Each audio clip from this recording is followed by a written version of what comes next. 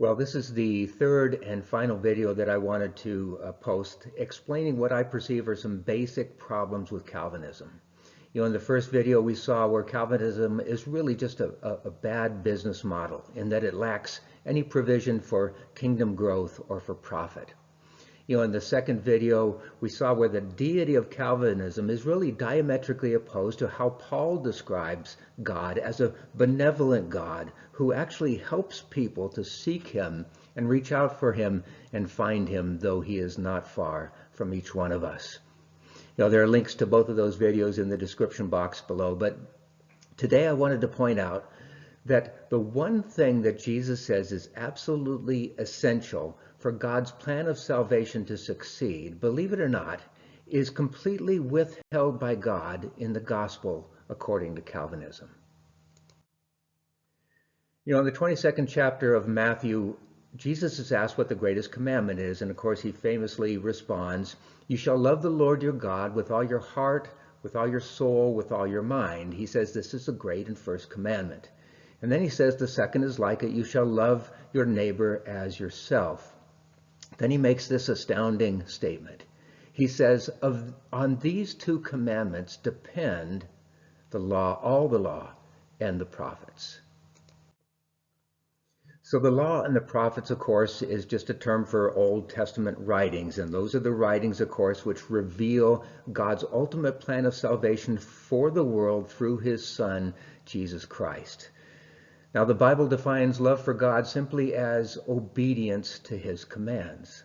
And actually, we see that love for your neighbor is actually just caring about the welfare of others. And we might think of the parable of the Good Samaritan, or we might think of the Golden Rule, where we're to treat others as we want to be treated. So Jesus is saying here that God's plan of salvation depends on people's ability to obey God, that is, love God, and to love others. So we begin to understand the complete absurdity of any doctrine that proposes that by decree God has rendered the majority of people, the vast majority of people, completely unable to do the very thing that Jesus says the plan of salvation depends on, and the very thing that actually glorifies God the most, and that's our ability to love. I want you to take a look at this quote from John Calvin. He wrote this. He says, "Men of sound judgment will always be sure that a sense of divinity which can never be effaced is engraved upon men's minds. There is some God naturally inborn in all, and is fixed deep within as if it were the very marrow."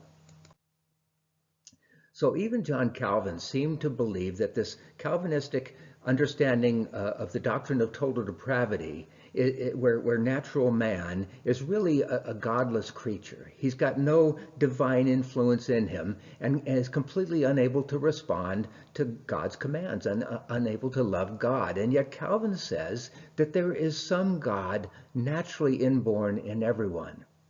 And since God is love, we can do a little word substitution here and understand that there must be some love naturally inborn in everyone.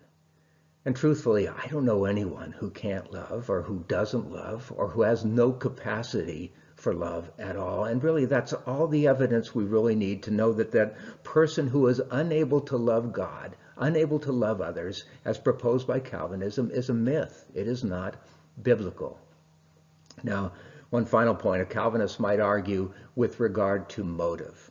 To this, they would say that, well, unless the love is from a place of worship or devotion to God, that it really has no kingdom value. And to that, I would simply say that there is only one who has ever loved perfectly. And of course, it's not me, and it's not you, and it's not the unbeliever. So motive is largely irrelevant. Love is of God. Love is always good. The bottom line is this. God has simply blessed every person with the ability to love him and to love others. That is, to obey the great commandment, the one that actually glorifies God and the one that ensures the success of the gospel. So that's it.